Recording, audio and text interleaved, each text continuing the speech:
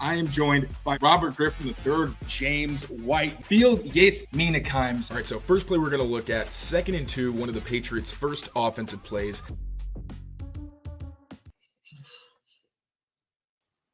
What's going on, everyone? Mike Kadlick, Tayler Kyles here for CLNS Media, back with another episode of Pat's Daily here on the CLNS Media Network. We're powered by Prize Picks and Game Time. More from them later. But today is transition day, Wednesday. Me and Taylor just got back from Gillette Stadium a little while ago. So there's some happenings down there as they get ready for Patriots versus 49ers.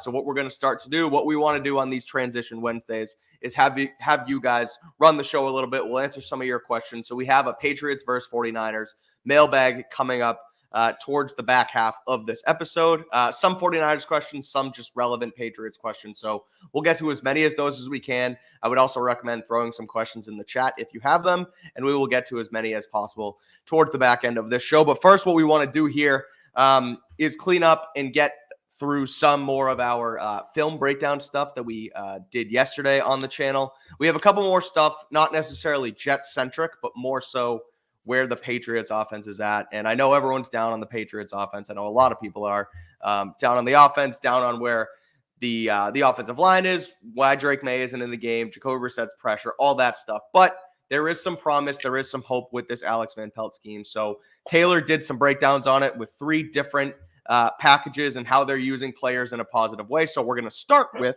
Hunter Henry as a fullback. So Taylor, the floor is yours. Take us through it. Yes, sir. So before I get into this, I just want to address why we decided that this was important enough to bring up. I know there's been a lot of people saying that like Alex Van Pelt isn't very creative and, really insulting his play calling because of what happened last week. And to a degree, I understand because clearly, and I will address it in this package, there were things that he absolutely could have and should have done better. Really, that came down to sequencing for me and when he decided to call the plays that he decided to call. Because when you look at like a Kyle Shanahan, if he's setting up a play action, it's not necessarily something that he set up weeks earlier. Like maybe it is because of a certain look, maybe emotion or something. But in the game, he'll make sure that he's run something so that you have seen it, maybe it worked, and then he can continue to build off of that. So it's kind of a thing where Alex Van Pelt, first-time, full-time play caller, he's going to have these kinds of learning moments. Sure. But really, the learning lesson is going to be how he builds off of them. And the intriguing things I thought were how, while, again, the timing of these things could improve, you do see the thoughtfulness in how he's trying to use certain looks, certain motions to make things look the same, marry the run in the play action. I think he's done a really good job of that, and also including Pop Douglas, because we know in the first game, Pop gets like 2 targets or something like that, maybe 1 or 2, whatever it was. The next week after the offense was saying, yeah, like our guys are getting open, Pop and Poke are getting open, we're going to involve them more, Pop doesn't get a single touch outside of a penalty on a play that didn't even count.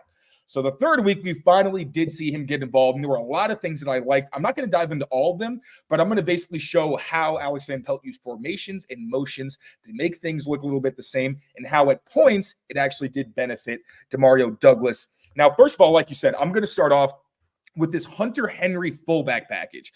This is something that they've been showing since the first week of the season. We saw it a decent amount against the Bengals, saw it against the Seahawks, but in those 2 games, the Patriots had never run out of these formations. Or I'm sorry, they never passed out of these formations. They were exclusively run plays, which is why I think Van Pelt thought that, early on in the game, he would be able to call a play action and expected the Jets to bite on it. Right. So first, I'm going to start off by showing you what this looked like, the specific look against the Seahawks. Now, this is 12 personnel. We've got a receiver on each side of the field. Then we've got Austin Hooper and Hunter Henry on the same side.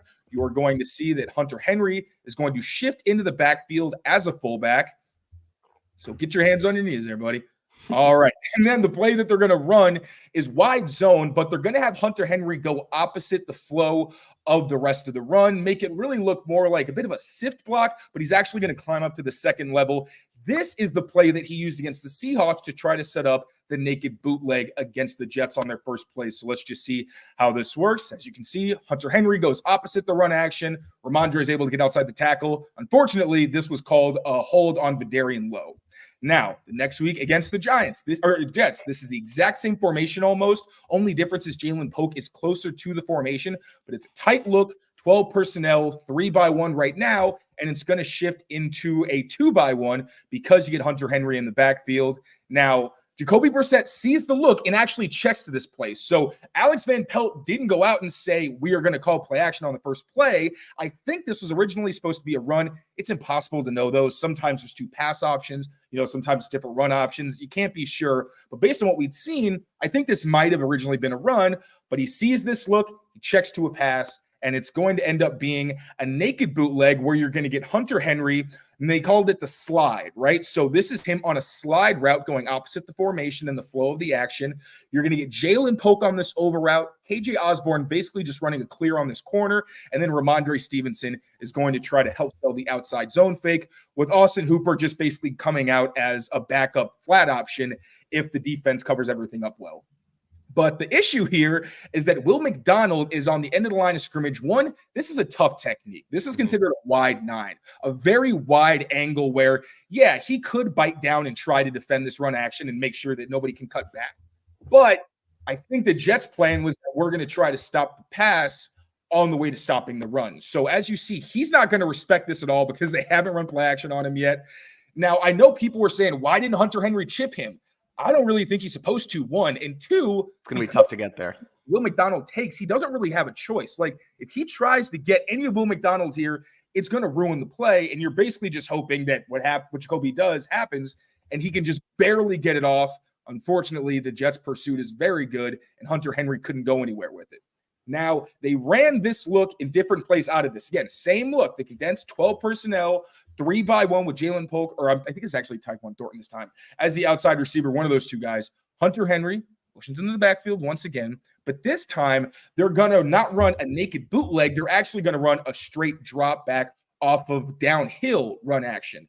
Now, this is a play. I was so mad I didn't tweet this before the game, and I told you, because I was like, they're going to use play action because they've just been running out of this for 2 weeks straight. I had a feeling that at least one of these, because they showed this with the Browns with Harrison Bryant, was he would pretend to block, and then he was actually going to go upfield to try to catch the Jets sleeping. As you're going to see, that doesn't exactly work, but a big reason for that is that they're actually going to send Chuck Clark down late to blitz off the edge. Now, this is a tough look, to be honest, but you would like Jacoby Brissett and Antonio Gibson to see this and abort the run action. You'll see that sometimes, like the quarterback may go and do it, and then Ramondre Stevenson will say, oh, no, we got somebody coming. I got to pick him up. Neither one of these guys is able to ID it in time. They can't get it, and Jacoby Brissett gets sacked, a very quick sack, considering he's still standing up. I didn't like this call. I don't think anybody liked this call. No. Should have been able to check it down to Antonio Gibson, but you're seeing they're at least doing different things. First, you showed all the run. Then against the Jets, you have a naked bootleg. Then you have the straight drop back play action, but the Jets didn't respect the Patriots under center looks. A big reason I think they need to go more towards their shotgun run game. And that's going to be one more example of Hunter Henry in the backfield. No shift this time in a slightly different formation. Now it's going to be a twins look with both of the wide receivers to the same side of the field, and then a nub formation, which means that the tight end is the outside most receiver to one side of the formation by himself. Hunter Henry in the backfield. But not only is this a different look, it's a different type of play. So now you've run 2 straight play actions from this look. This is what I liked about Alex Van Pelt, is that he understands when to mix in screens. And that's a big part of this offense. And this is one of the few big plays for the Patriots. So you're actually going to see, like last time where he went up the field and it was a vertical route, he's going to have the same beginning to this route. And then you're going to have these guys basically clearing out because Austin Hooper is going to be on a delayed tight end screen. And this is going to completely catch the Jets off guard. Like I said, one of the Patriots' few big plays of the night. Hooper reverses field, finds a lane, makes a guy miss, and is able to get a chunk play. Again, really didn't see many of those from the Patriots offense. And so we talked about it a little bit later, or the other day, actually, on the crossover episode with Barth and Brian. And it's creative, and I love it. And I like getting a fullback involved. And I think you agree with this here. And so it's kind of repetitive, but I still wish that they had run out of that formation first in this game in order to have the Jets see it, right? Because they see it on film, but you might expect play action a little bit to be the first run because they know that you know that we've run this in the past and yada, yada, yada. So you still That's need to. That's why I thought about it. It's like, oh, you know, we know, but we know that you know. And it's just like, it's a double negative. Happens, like every coach at some point is going to outsmart himself. That's part of this. These guys are very smart. They're at the top of their field. Sometimes you just think you're a little smarter than you are. You try to get a little clever. Like Kyle Shanahan does it. There's very few guys who don't get bitten by their ego every once in a while. I'm not saying it was ego. I just think the intention was good. But in reality, the Jets showed you that, like, we don't care. We're players. Like, we're going to go on 100%. Instinct and kind of do what we want. So, yeah, to your point, and I like that he outsmarted himself a little bit. Yeah, I think he outsmarted himself. I like the idea, but I also like that you mentioned, too, that there's going to be growing pains with all of this, and we know that.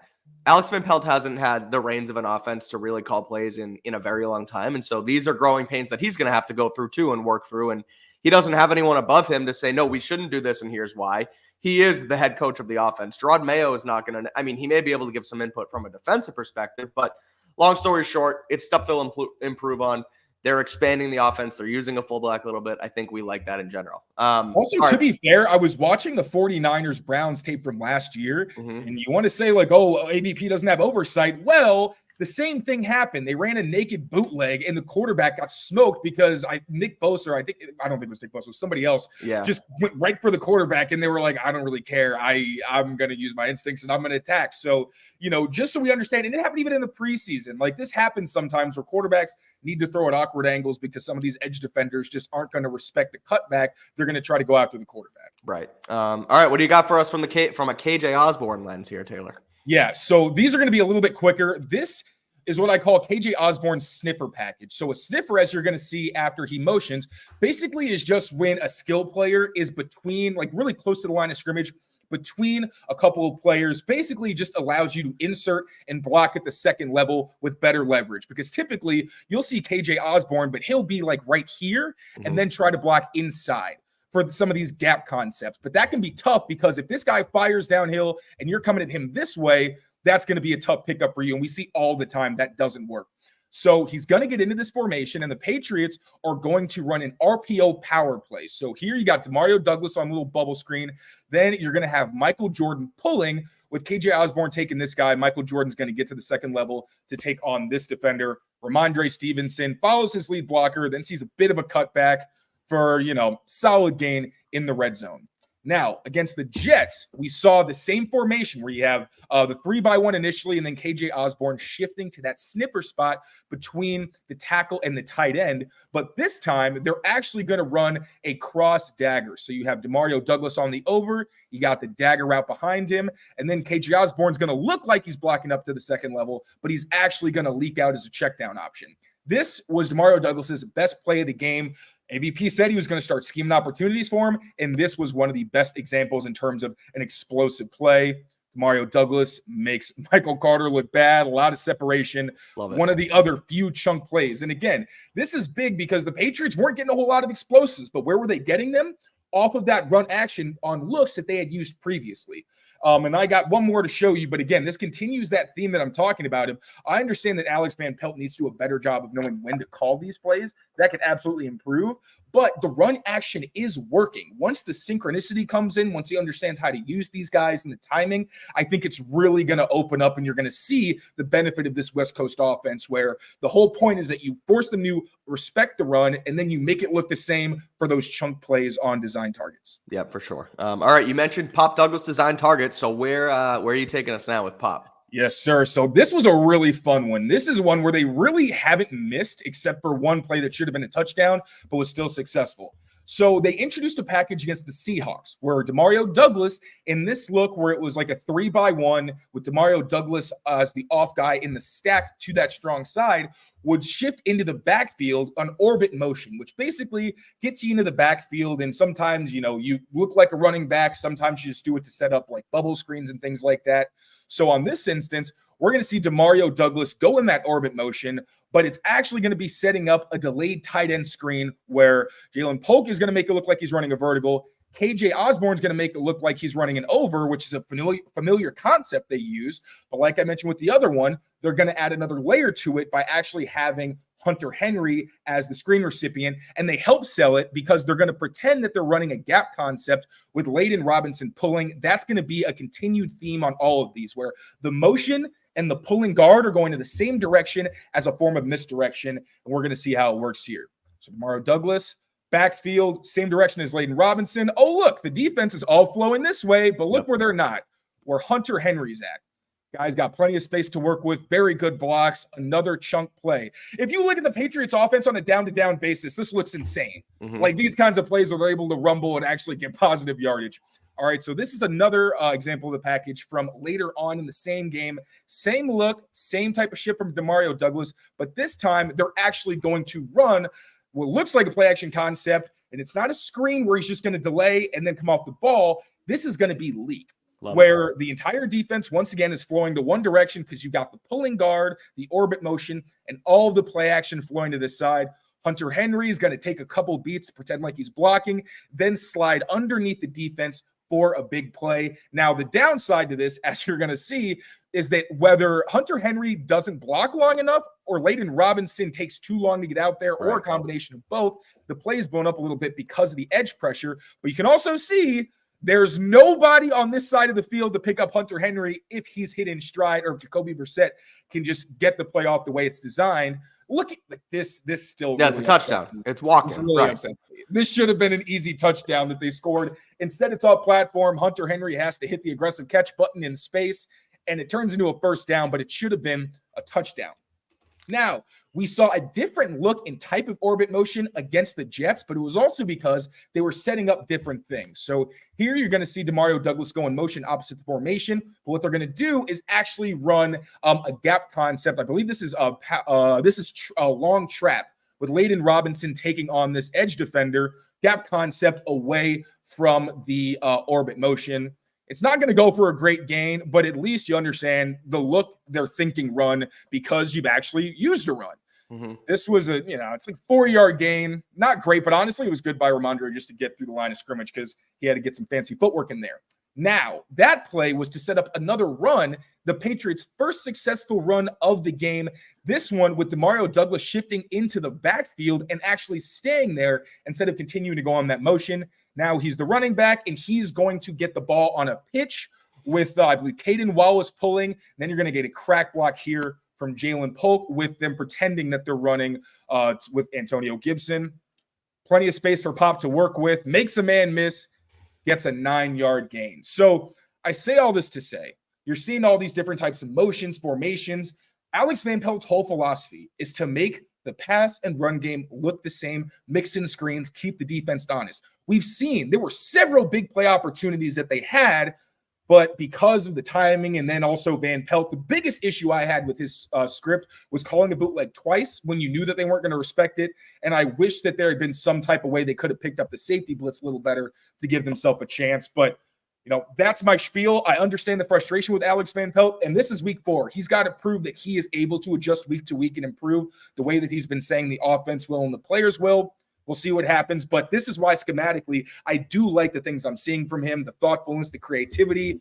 Just need to make sure that you're what do you call it? Firing your shots when the opportunity is for firing shots. Okay, I like that. I don't know why I always try to do that when I don't even know phrases. I don't know where I. Jacoby Brissett does that a lot at the podium. He'll try and articulate every press conference now. He's like, "Did I say that right?" And I'm like, "All right, dude, this is getting old." Like, just No, I agree. I like the. It's not even really trickery. It's just some misdirection.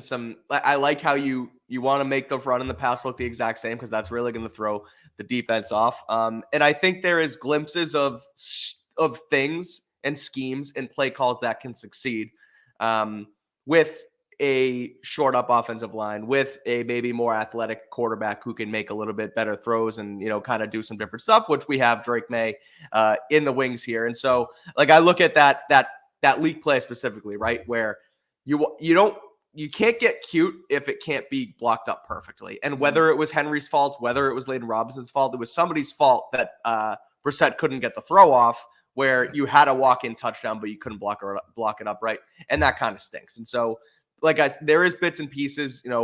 Van Pelt is getting close. I would say that there are some things that are there, but I guess we talked about with the, you want to run first. You want to be able to block things up. Like there are bits and pieces there that can work. It's just going to have to get there eventually. So and how much time did we spend talking about how September was an extended preseason? Right. And now we're 3 weeks in. September's not even over, and we're freaking out saying Alex Van Pelt's a terrible coordinator. Like, this is part of the time where you figure out what your guys do. You figure out where your personality is as a coordinator and as a play caller. And it's nice that we've seen that he is malleable. Like the first game, he listens to a leader on the offense in Ramondre Stevenson and decides we're just going to run duo. We're getting away from the outside zone. So, I think we need to at least give this guy one more game so we can see how he does build. And even then, October, December, you're hoping that you're going to continue to see it grow and develop. So I just beg, I know this is not the Patriots fan base's strength. Be patient. Relax. You have to be. You got to be patient. It's the same thing with the rebuild that we talk about. And let's just relax and let's let it work and let's give these guys a chance. It's early yet for Van Pelt. I understand that it's frustrating, and we see Caleb Williams work, and we see Jaden Daniels work, and Cliff Kingsbury's calling plays, and this, that, and the other thing. Just give it a second. Give it a little bit of time. It's going to be okay. And if it's not, we'll hold their feet to the fire then. But I'm not someone, and neither are you, who in week 4 is going to sit here and say Alex Van Pelt is already a disaster, because that's just not the case. All right, remember what happened week 4 last year in Dallas? Everybody thought I was Mr. Sunshine and Rainbows all the time. And it's like, Bingo. No, I'm optimistic if you're just making me speculate. But if evidence is to the contrary and they're playing poorly, I will call them out. So, sure.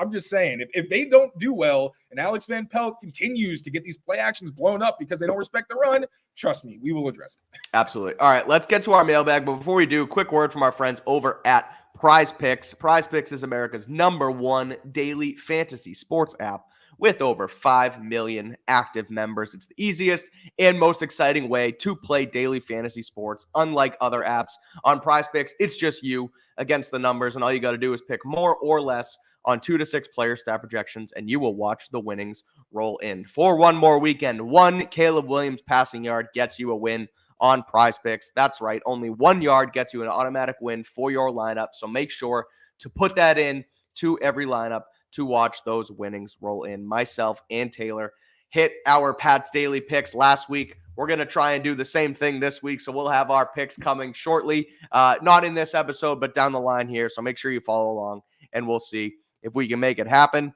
Prize Picks is the only real money daily fantasy platform with injury insurance as well, which the way the NFL is going right now, you're going to want injury insurance, and you get that with Prize Picks. Prize Picks puts their members first, so all those withdrawals are fast, safe, and secure. When your picks hit, the money just comes in. So make sure you download the Prize Picks apps today. Use code CLNS and get $50 instantly when you play $5. That's code CLNS on Prize Picks to get $50 instantly when you play $5. You don't even need to win to receive that $50 bonus. It's guaranteed. Prize Picks, run your game.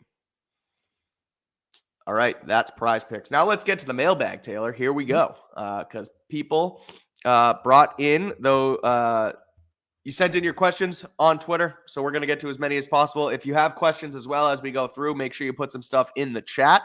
And we can get to as many as possible before we get out of here. So let's start here, Taylor, with from our friend Borish. He's very concerned about this. I know we pointed that out today. We were talking about Patriots were very heavy cover 2 early in the season, weeks 1 and 2. They scaled it back a lot in week 3. Do you think that's game plan related? Do you think it's related to Bentley being out and they need a safety in the box? Or where do you think that's going, and why do you think they made that change? So I spoke to Jabril Peppers today about the use of cover 2, and he was like, I can't give you the state secrets. I'm like, I respect it. That's fair. But he did mention that it's a defense that keeps everything in front of you. And when you have all these disguises, that's a big part of it, is you don't want the defense, like we saw against the Seahawks, to be able to slip past when you're trying to show them a little something different. And I do want to emphasize that cover 2 has been a popular coverage for them for a while. They typically have been more of a cover 3 to cover 1, and then cover 2 is more of a shakeup. But now it's really primarily cover 1 and cover 2. I think part of that is that they want to be able to play cover 1 primarily. They said they want to be a more aggressive defense. I think that's part of it, because the way that they play cover 2, it's really easy for them to disguise it and make one look like the other, or not really one look like the other, but to make cover 1 look like cover 2 based on the way things disperse. So I think that part of it was definitely the kind of players that they were facing. I think that they trust, especially Christian Gonzalez, to be able to handle guys one-on-one. But at the same time, if you're just in one stale package against Joe Burrow, Geno Smith, Aaron Rodgers, as we saw, they're going to pick you apart. Also, I noticed that they played more quarters than they have in years against the Jets. That was one of their main coverages, but they played everything. So I asked Peppers, was that more about the quarterback? Were you trying to get bodies in the box for their run? Because one of the things about quarters is even though the safeties are deep, they have box responsibilities. So as opposed to like cover 2 where they're deep outside and like they're really just last lines of defense, they have run keys and they will try to get downhill in quarters. But he said it was really more about Aaron Rodgers trying to show him different things. And they played different types of quarters. Like they were playing man coverage on the outside. And there was this, it's called poach technique, where if you see a 3-by-1, the safety who's to the single receiver side, instead of basically providing help on one guy, they'll have that backside guy in man coverage. And then that they call it a trick safety or a poach safety. Mm-hmm. He'll look for the number 3 because so many people like to run the over from those 3-by-1 formations. He'll come down on that. So they were doing that, but instead of having it from depth, you would see Duggar near the line of scrimmage and dropping back, which isn't a very common look. So again, I think they're trying to show different things depending on who the quarterback is. I don't think that the cover 2 stuff was so much necessarily about who they were playing as much as it was, I think this may be a philosophical shift, but they're not really going to tell us directly. And we don't know for sure, but I mean, their cover 2 rates are higher, but they're not drastically higher than what they've been in years past. It's really just that they're going with less cover 2 or less cover 3 and more cover 2. Also, part of that is the fact that they can stop the run for the most part with just, 5-6 guys in the box without having to load it up, which I think Mike McDonald said today, like, it's not a secret, but that's a huge advantage if you can stop the run from those 2 high safety looks. I wonder if they just heard Mel Kiper bitching about cover 2 and the fact that it shouldn't be allowed in the league anymore. But no, I think it stinks because it stinks that we talk about we have all this access and we want to get guys answers. And I agree, like it's good to be able to ask guys, but a lot of the times they're not going to give us the secrets. Like you said, you tried to ask Jabril today and he's not going to tell you, but there's ways to, look at it and kind of assume. And so I agree with basically everything you hit on there. So moving on, should the Patriots go for a veteran wide receiver right now? We talk about this all the time. Patriots wide receivers, what they need. But someone like T. Higgins, so they don't hit free agency next year. We're already talking about free agency, Taylor. It's week 4. I know you're super excited about this. But if you trade for a guy, which there's a trade deadline question in here as well, it does avoid having to beat someone out in next free agency because you can sign them to an extension. You get them here for the half a year, etc. So I guess using this question and the need for a veteran, tell us what your thoughts are overall about the wide receiver room and what you make of this. Wide receiver room, I don't think we've really gotten to see what they could do. I think X is still very much a problem. I think KJ Osborne's been pretty disappointing. He's had a couple drops, and I just haven't seen him get separation as consistently as I would have liked to, because we saw he and Jacoby Brissett were like this for a while. It was like Hunter Henry and KJ Osborne were his dudes. And then we haven't really seen that from KJ Osborne, which has been discouraging. But Pop looks good. Jalen Polk has looked good. They do still need that actual number 1. But I'm just telling you guys, this is not a good enough team where, like, think about it. If you're getting a true number 1, teams are usually going to try to accommodate the player that they're trading, because it's a really bad look if a guy has put like 3 or 4 years in your organization, he's had success with you, and you ship him off to a team like the Patriots who don't really have a shot at even making the playoffs, and they have a rookie quarterback. Like, that is just, it's bad business. And then in the future, people aren't going to really want to negotiate them, and they're going to feel like it's in bad faith. So I understand, like, Amari Cooper's out there. I know that's in the chat. T. Higgins. Mm-hmm. I don't think these guys would have any interest in coming to the Patriots, even if the Patriots are like, hey, we're going to give you quality capital. And then even then, based on what the trajectory that they're headed at right now, those draft picks are going to be way more valuable than Amari Cooper or T. Higgins. So absolutely. No, I don't see the Patriots trading for a legitimate number 1 type option at wide receiver at any point. Yeah, it's something they need, but we talked about it too the other day, where a guy like Davante Adams, who is seemingly upset in Vegas, he's not going to be much more happy here on a team that isn't in a good direction and hasn't seen Drake Maye yet. And so I still think the wide receiver 1 talk is a next season and beyond issue. I think that, they still need to fix the offensive line and things like that. But like a guy like DK Metcalf, who Barth has really gotten me on the idea of maybe bringing DK Metcalf here, where Drake Maye plays the end of the season. You see some promise there. He's not going to get if he doesn't get extended in Seattle, he hits the open market, or you have to make a trade in the offseason, something like that. That's more likely to me than trading for a guy at this deadline. If anything, I wonder if they would be sellers at the deadline to gain more capital moving on through next season. But right now, I don't think wide receiver one, the Ayuk stuff, that happened this offseason. I think they're shut down on the trade market, at least through this year, and they're going to roll with what they have. But you mentioned the X position. You mentioned Javon Baker. A lot of guys are asking in the chat about Javon Baker. We also got a tweet about it. So what do you think the plan is for Javon? Is he just drafted depth? Is he still working back from the Instagram video? Is he just not making it happen? We don't see practice anymore, so we don't know exactly how he's working out and things like that. But what do you make of Javon Baker? There's been a lack of Javon Baker playing time in this offense. Do you think it's a lack of experience thing? Is he not getting it done? What are your thoughts on number 6? I mean, well, he's been active in the past 2 games, so he's clearly doing something right. Now, he isn't really seeing the field or getting targets a whole lot, or he's not getting targeted at all. He's not seeing the field very much. So I would say that behind the scenes, I think it means he's improving. Yeah. But as we saw, there was a lot of inconsistencies in his game. So I think that's what's keeping him off the field. Now, I don't want to speculate on what's going on in terms of, his behavior and all that, because that Instagram thing, honestly, I'm so over that. And I think the team is too. It was like 3 or 4 weeks ago. Let's cool it. Yeah. Yeah. I think they'd be like, why are we still talking about this? And I'm of the same mindset there. I think the plan is they'd love for him to be the X. They'd love for him to be that one-on-one deep threat. We saw it in the preseason where Drake Maye, every time he was one-on-one, is throwing at Javon Baker, trying to give him an opportunity to make a play. That's the ceiling that he has. Is a very good, not possession type, but a guy who's not going to necessarily be a burner, but who knows how to win in those downfield situations. But for now, I mean, you need somebody at X for sure, because Tyquan Thornton's basically just been a decoy. And, Jalen Polk has really been the X in a lot of critical situations, and he's not really well suited for that role. And Javon Baker's a rookie also. We're talking about the plan. I think the plan is, with all these guys, if they're not ready, be patient with them. Yeah. That's why they signed all these veterans. We may not like them. They may not be the most talented, or they may not be the most productive, but the reality is that we all understand this is a rebuild year. If Javon Baker is not good this season, fine. You're hoping that maybe, obviously, in December or late November or something like that, he starts to make a turn. But really, he's a long-term project. I was hoping that wouldn't be the case because he's so talented. But, those were the rumblings. There's a reason he went in the 4th round.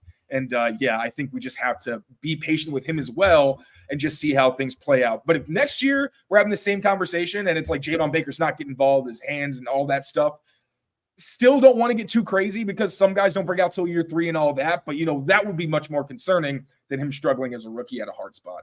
Yeah, that's my thing on Baker in the X position in general. Is it's still early, so let's see how the next week or 2 or 3 play out. And I don't want to jump to giving Baker all of the X receiver reps just yet because he is so young, and it might not be, it might, as bad as we think Tyquan Thornton's been and how uninvolved in the scheme he's been as, just a clear out guy and a decoy and this and that. They haven't gotten on the football. It could get worse with Javon Baker because you don't even have that decoy ability, the deep threat ability to actually make safeties or corners second guess themselves. And so I do want to see him involved later on in the season when maybe Drake Maye is in there and they get more reps from Jalen Polk and things like that, and they really turn it over fully to this younger rookie class. But for now, I'm definitely not panicking. But eventually, you're going to want to see him. And you're right. Once it gets to the end of the season and into next year, if he's still in this same, is he active? Is he inactive? Is he going to play? Is he just there as depth? That's when you start to be like, okay, well, what's wrong with this guy? What's happening behind the scenes? But until then, I think there's a plan for him. I think he's a depth piece for now. But I'm not pushing the panic button on Javon Baker. Yeah. I'll just 2 things in the chat real quick because they're relevant. Is Tyquan Thornton finally a cut candidate when Bourne comes back next week? I don't think so. They play different positions. I think that Bourne is going to cut into, if anyone, KJ Osborne's playtime because, like I said, he's done the dirty work, and I really have a lot of respect for KJ Osborne. One, as a person, he's a tremendous human being. But also, he does the things that not a lot of people want to do as a wide receiver, where you're playing like you saw in the sniffer role, where you're literally behind the line of scrimmage as a receiver. Not a lot of people are built like that. But Kendrick Bourne is more that Z receiver type who can sometimes be in the slot in 2 receiver packages. So I don't think Thornton is going to be a cut candidate. Also because he's the only veteran X you have, because Kayshon Bouttie's still young, and obviously Javon Baker is the other one there. And then can Pop Douglas be the X? He cannot.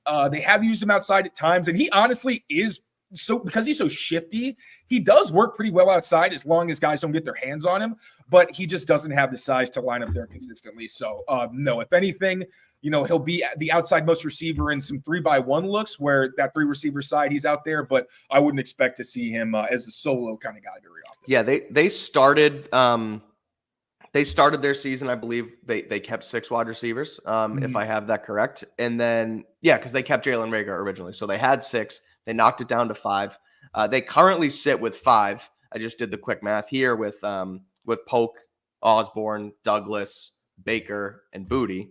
I wonder if Booty becomes a cut / practice squad guy. I know he is more of an X, but what that does also on the depth chart is add depth at Z with KB coming back, but it would also move Javon Baker up the depth chart. So I wonder if in turn KB coming back would maybe give Baker a chance. You wait for Booty to potentially come back on the practice squad if he doesn't go claimed. I don't know if they may just keep 6 and they may make a move elsewhere. I don't know what your thoughts are there. Because Kayshon Booty was the starting X, or not the starting X, but was a clear backup X. When Drake went in, it was Kayshon. Right. And it seems like they really do like Kayshon and they don't want to expose him to waivers. So I think they probably just end up biting the bullet and having to cut somebody somewhere else. Yeah, I agree. Speaking of roster management, I want to answer this question quickly. Just why Joe Milton is not active on game days if Jacoby Brissett gets hurt. This is kind of roster management stuff that kind of gets in the weeds with people, and everyone sees everyone was making a fuss about Russell Wilson being the emergency third quarterback and all that. He kind of and why is he wearing a jersey and all that? Do you remember that in week 1 when everyone's like, of course Russell's wearing a jersey. He's such a hardo. It's no, he's designated to take snaps in case of an emergency. And so the NFL has this rule. Joe Milton doesn't need to be active because if Jacoby gets hurt and Drake has to go in and then Drake gets hurt, Joe Milton can come in that case of emergency. And so that having 3 quarterbacks on the active roster, unless they have a special package or plan for Joe Milton, would be a waste of a roster spot. And on a team that is desperate for good play and good talent, they really can't afford to keep 3 guys active. This came through, so I just wanted to answer that one quickly. No, and then to add to that, today, Gerard Mayo told us that Drake Maye is doing well enough in practice. Like he said, it's still practice, but they don't have any interest in bringing in a veteran. It's been very clear that they've said it out loud, they think that Drake is their number 2 quarterback. Even if the offensive line is bad, he gives them the best chance to win. At the end of the day, that's got to be what it's about. I do sincerely think they believe that at this point, Jacoby's that guy because he isn't turning the ball over. Drake Maye, we broke it down on our film review. He still has things he's got to work on. And, he may play next week. Who knows? But I still think that it would be a bad look if they had Joe Milton be the backup because they didn't want Drake to get hurt. Because one, you're having Joe Milton, another rookie, be a sacrificial lamb, which another is crazy. Sacrificial lamb after what Jacoby Brissett basically already is right now. And at least Jacoby, yes, he technically is in a way the sacrificial lamb because of what he's had to go through, but that's not how they don't see him as they're just sticking the guy out there to take hits. They really do think that he can minimize those and at least, protect himself in the ball and all that good stuff. But yeah, you have to think about how the team would respond to them signing Bailey Zappi off of the Chiefs practice squad and then playing him if Jacoby got hurt. It'd be so what the hell is up with Drake? He's the one in practice doing well enough, just so everybody understands. Drake Maye is the number 2 because if they put in anybody else, I think the team would see that as a very disrespectful move to that player and to them.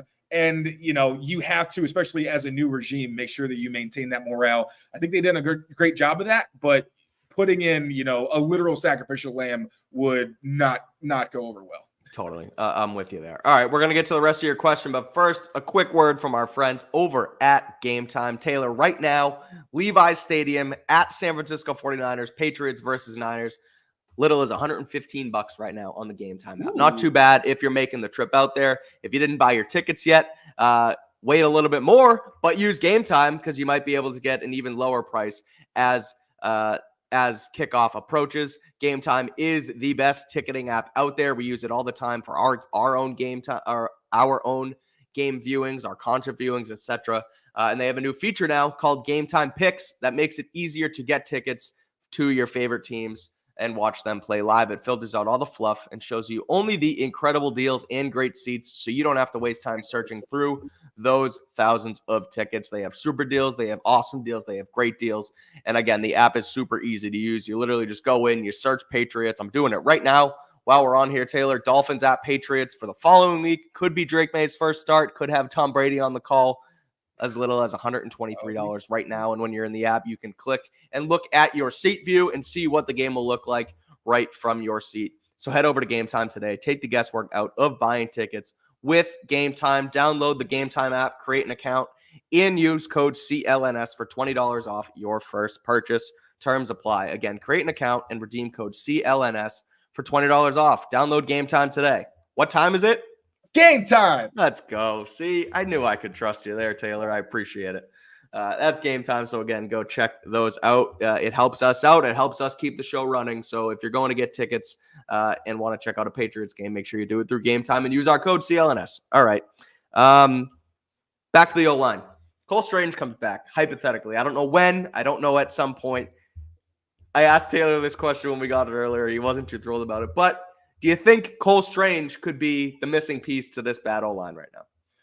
I understand the sentiment. Like, I get the question. I don't mean to, be a jerk or anything. But Cole, by the time he probably comes back, will have missed almost a year of football. And last year, we saw how long it took for him to adjust when he missed the summer. Mm-hmm. So if you miss about half of the season, and then you come back, and it's going to take you about 3 to 4 weeks to get better, I don't know who you're really helping. Now, that said, we like today at practice, we saw DeMontre Jacobs, who they picked up after roster cuts as a waiver wire claim, was playing left tackle. So I understand that it could be a dire situation where Cole, on one leg has to go out there and play guard, even though, obviously if they're putting him out there, he's past test and, health-wise he can play. That doesn't mean that he's going to be as comfortable. That doesn't mean his technique is going to be as good. We saw mentally in that Miami game. Remember how many blown assignments he had because he just hadn't been out there in a while? Like, that's going to be tough. I don't see Cole Strange having a legitimate role on this team until maybe 2025, where you hope he can kind of learn center because right now you got your guard spot. You're hoping it's Mike Onwenu with either Sidiso or Layden Robinson opposite him. As much as we're rooting for Cole, we all are. He has really ended both of his 2 seasons on a high note where he struggled early on and then was able to improve. But I don't think it's realistic to expect him to contribute unless there is a legitimately dire situation. And even then, I don't know how much you're going to be able to get out of him. I agree. I think them drafting a guy in Layden Robinson and also signing Mike Onwenu and then originally, moving him back at guard and tackle. And right now he's a tackle, but I think, like you said, their main goal is to have him at guard. They have City, they have Layden. I think they know that the writing's on the wall for Cole's career here, at least as a guard. And maybe he'll play center and maybe something else will happen. But overall, I'm with you. I don't think Cole Strange is the savior here. I think the interior offensive line is okay. And they just need more help at tackle, and Cole Strange coming back doesn't really help them there. So, all right, I want to take this one in the chat really quick. Looking at the Matthew Judon trade, who won? Patriots won the trade. The Falcons are 1-2. Yeah, Judon has looked okay. He's at a sack and a half, 15 tackles. I'm looking at it right now. But long story short, Atlanta doesn't look as good through 3 weeks as I think they'd want to. I don't know how much he's helping their pass rush. And the Patriots have a 3rd-round pick. Like, Matthew Judon, lame duck year, wasn't going to get paid. He was going to be here for this season on a year they're rebuilding. It's simple. The Patriots won that trade, and I don't think it's really that close right now. Did you see he was in the Rizzlers comment section saying he couldn't dance or something like that? Yeah. I'm just like, bro, it's one thing when you're DMing like other athletes and everything, but I'm like, that's kind of a weird move. Yeah, that was kind of bizarre. Kids DMs, or not DMs, but in his comment section. That was a little. Yeah, that was. So the Patriots won. I think the Patriots won. Yeah, for sure. All right, I want to ask you this, Taylor. Jauan Jennings had a career day last week for the 49ers, 3 touchdowns, over 100 yards. What do you think the Patriots' plan for him is? And Ayuk, will they shadow Gonzo, or will they shadow Ayuk with Gonzo? Will they put John Jones on Ayuk, and will they put Gonzo on Jennings, who played well last week? How do you think they do this from their secondary? I don't see them going against the strategy that they've had recently, which is put Gonzalez on the best wide receiver, and then have Jonathan Jones take the next outside guy. Now, last week, the struggles with tackling against Allen Lazard obviously are huge, but we also keep saying that was a short week. Jonathan Jones is not someone who's known for missing tackles.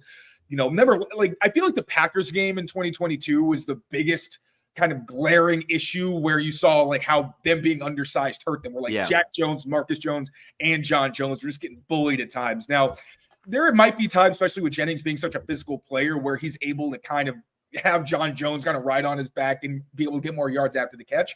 I don't think that's significant enough, though, that you're going to put John Jones on a guy like Ayuk. As good as John Jones is, Ayuk is one of the best receivers in football, point blank, period.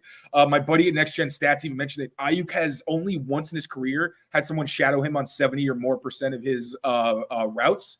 And Gonzalez, the only time he's not following guys is when he's usually as a cloud corner, and that guy's either in the slot or he motions to the other side of the field. And then if Gonzalez were to motion, it would just kind of mess everything. It's like in Madden, when you try to flip the play or something and the defense just doesn't know what's happening, and you have like a hook defender playing on the other side of the field, that kind of thing. So, I think it's going to be 100% Gonzo on Brandon Ayuk. That's going to be a really fun battle to watch. I think that's going to be another one that's back and forth. Juwan Jennings against John Jones, unless he really eats his lunch with. John Jones is a professional. I don't see that happening. I like this matchup for them. I think, and now granted, Ayuk hasn't had a great start to the season, so I think that's why I like Gonzo on him more, but he's also going to start to hit his stride eventually here, right? He missed a lot of training camp with the holdout, so it was going to take him some time to get with it, and that's why I don't think he's been great. I think, frankly, that's one of the reasons, along with the flurry of injuries, is a reason why they're 1-2 right now. But there's going to be a time where Ayuk gets his and he gets back to the 1,000+ 10 touchdown wide receiver he was last year.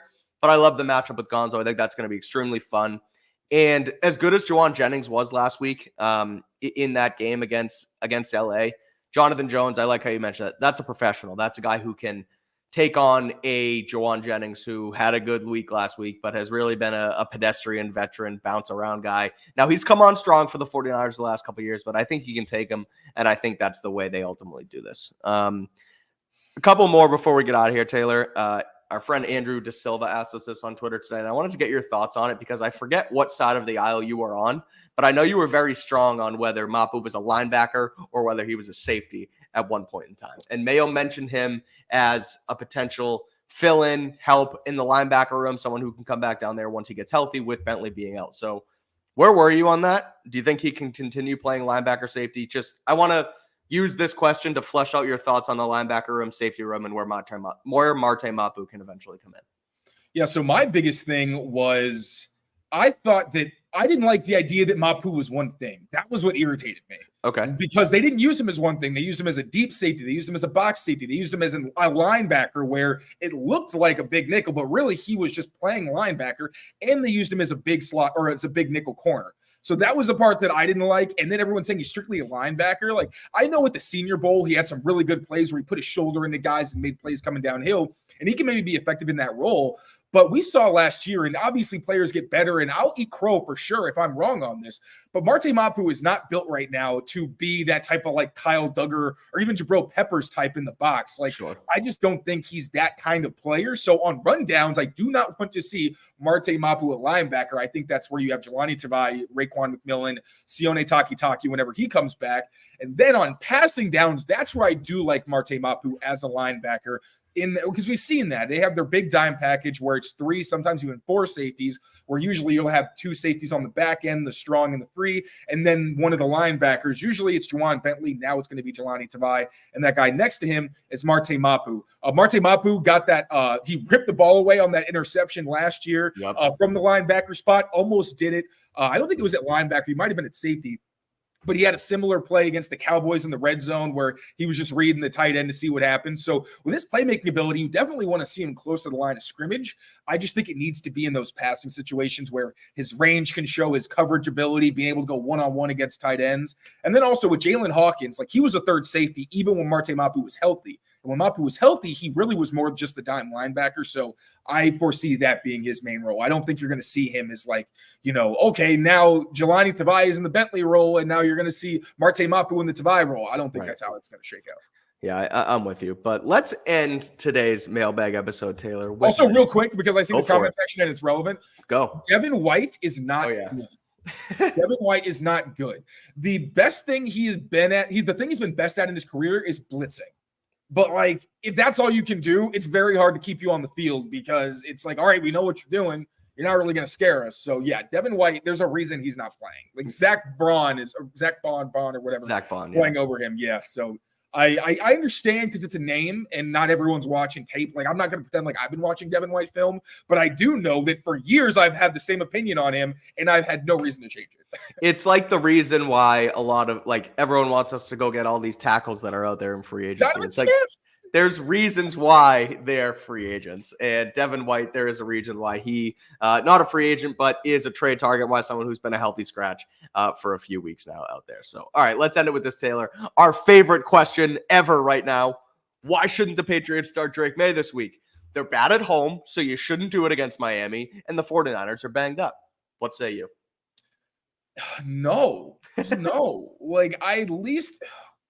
If it's DeMontre Jacobs, nothing against him, obviously. It's just the reality. I don't think DeMontre Jacobs would feel comfortable with Drake Maye being behind him right now. So if you're talking about a line that has him and City So, who hasn't played in weeks, a brand new left side combination I think this is going to be the fourth one that they put out there. Yep. Obviously, hopefully Caden Wallace or Badarian Lowe will be healthy enough to get in there, but you don't start him because one side of your offensive line is brand new. Layden Robinson is still inconsistent. Mike Kadlick had a really good bounce back game last week. I will say he had the one miss on the blitz where he left an unblocked rusher into the B gap. But, that's not the kind of mistake that you see from him very often. But yeah, I just don't think there's enough consistency on the offensive line. If they can get a combination like the top guys where it's Lowe and City, and then City's at least been solid, like he makes his mistakes, but none of them are so glaring that he, blows up plays, then I'd feel more confident with Drake in there. But right now, with a backup, a rookie, potentially two rookies, if Caden Wallace goes in there anyway, like I think that's a really tough spot to put Drake Maye in. Now, obviously, at some point he's going to go in and injuries are going to hit probably, and he's going to have to be behind the kind of line that I'm talking about. But it's one thing when you've already you put him out there originally with the solid unit, and then, injuries happen. Like, that's football, and I do think he needs that on-field experience. But you talk about putting him in a position to succeed. If he's ready behind the scenes, sure, but I would just feel much, much better if he at least had some stability up front when he gets out there for the first time. This ain't the week to do it, Taylor. This isn't the week to do it. The 49ers are good. They have a good pass rush. They're one of the better teams in football, even if they're 1-2. Banged up offensive line. Like, it makes no sense to throw him out there in San Francisco. I don't really understand the idea of them being bad at home would be a reason to not put, like, if Drake Maye's in there, just because they're in Gillette Stadium doesn't mean they're going to be worse. I think if City So has a good week at left guard this week, they can continue to get a guy like Badarian Lowe healthy, maybe push Caden Wallace to right tackle if he gets healthy, bump Mike in at guard. You have a stable inside. You have a better outside. Then you're cooking with gas in week 5 against Miami. That's the earliest I see it happening. I don't think it's going to happen this week. Or I know it's not going to happen this week because Jacoby spoke with us today. It's not happening this week. I don't think there was good reason to do it yet this week. Next week feels like the earliest. I still don't know if they'll do it there. I think a lot's going to have to depend on what happens this week against San Francisco, how healthy those guys get. But yeah, that's kind of where I'm at this, and I'm sticking to it. All right. I think that's going to do it for our mailbag episode today. So we appreciate you joining in, taking the time to not only ask these questions, but also stick around and listen and watch our film and all that good stuff. We'll be back. We have Behind Enemy Lines coming up with Ted Nguyen, 49ers reporter out on the West Coast. We'll get that up and running. We'll have some insight as to what's going on out in San Francisco. And then we'll also have, whether it's a stand-up, whether it's a podcast, myself and Taylor are going to go back to the classic, how the Patriots can beat the 49ers, because there's always a recipe. We just got to figure out how. So we'll get on and touch on all of that. But until tomorrow, thanks for watching. We appreciate it. Take care of yourselves. Take care of each other. Go Pats. And we'll see you next time. Peace out, everybody.